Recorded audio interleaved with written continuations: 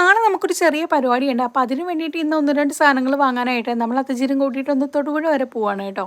ഞാനും ഉച്ച ദിവസം കുറച്ച് നേരം അങ്ങനെ വെയിറ്റ് ചെയ്ത് നിന്നേ പിന്നെയായിരുന്നു നമ്മുടെ ഉമ്മച്ചി അങ്ങോട്ട് വന്നിട്ടുണ്ടായിരുന്നത്. സാധാരണ ഉമ്മമാർ അങ്ങനെയാണല്ലോ. നാളെ നമ്മുടെ ഫൈസയുടെ സ്കൂളിൽ യൂത്ത് ഫെസ്റ്റിവലാണ്. അപ്പോൾ അവന് വേണ്ടിയിട്ട് ഒരു കോസ്റ്റ്യൂം സെലക്ട് ചെയ്യാനായിട്ടാണ് ഇന്ന് നമ്മൾ പോകുന്നത്. അപ്പോൾ ആദ്യം നമ്മുടെ ഫൈസക്കൂട്ടിനെ അങ്ങനെ വിളിക്കണമായിരുന്നു. നമ്മൾ ഇറങ്ങിയപ്പോഴേക്കും ഒരു 3 മണിയൊക്കെ ആയിട്ടുണ്ടായിരുന്നു കേട്ടോ. അപ്പോൾ ആ ഒരു ടൈം ആയതുകൊണ്ട് തന്നെ ആളെ ചിലപ്പോൾ സ്കൂൾ ബസ്സിൽ കയറ്റിയാലോ എന്ന് വിചാരിച്ചു ഞാൻ വീട്ടിൽ നിന്ന് തന്നെ അങ്ങനെ വിളിച്ച് പറഞ്ഞിട്ടുണ്ടായിരുന്നു. കഴിഞ്ഞ ഓണ സെലിബ്രേഷൻ നമ്മൾ മാവേലിക്കുള്ള കോസ്റ്റ്യൂം അങ്ങനെ സെലക്ട് ചെയ്യാൻ പോയപ്പോഴേക്കും നമുക്ക് കുടയും കാര്യങ്ങളൊക്കെ കിട്ടാനായിട്ട് ഒരുപാട് നേരം അങ്ങനെ വെയിറ്റ് ചെയ്യേണ്ടി വന്നു കേട്ടോ. അന്ന് നമ്മൾ വിചാരിച്ചാണ് ഇപ്രാവശ്യം ഏതായാലും ഡ്രസ്സ് എടുക്കാൻ പോകുമ്പോൾ കുറച്ച് നേരത്തെ അങ്ങോട്ട് പോകണമെന്ന്. പക്ഷെ തലേദിവസം തല്ലിപ്പിടിച്ച് ഡ്രസ്സ് എടുക്കുന്നതിന്റെ സുഖവും കാര്യങ്ങളൊന്നും അന്നത്തെ ആ ഒരു ഡ്രസ്സ് എടുക്കലിനും ഉണ്ടാവില്ലല്ലോ. പിന്നെ ഇന്ന് നമ്മൾ ചെന്നപ്പോഴേക്കും വലിയ തിരക്കോ കാര്യങ്ങളൊന്നും ഉണ്ടായിരുന്നില്ല കേട്ടോ. അതുകൊണ്ട് പെട്ടെന്ന് തന്നെ അവിടെ പരിപാടി അങ്ങോട്ട് തീർന്നിട്ടുണ്ടായിരുന്നു. പിന്നെ വരുന്ന വഴിക്ക് നമുക്ക് ഇതിന് വേണ്ടിയിട്ട് ഒരു ചെറിയ പോസ്റ്റർ റെഡിയാക്കണമായിരുന്നു. അപ്പോൾ അതിന് വേണ്ടിയിട്ട് 1, 2 മാർക്കറും കാര്യങ്ങളൊക്കെ അങ്ങനെ വാങ്ങിയിട്ടുണ്ടായിരുന്നേ.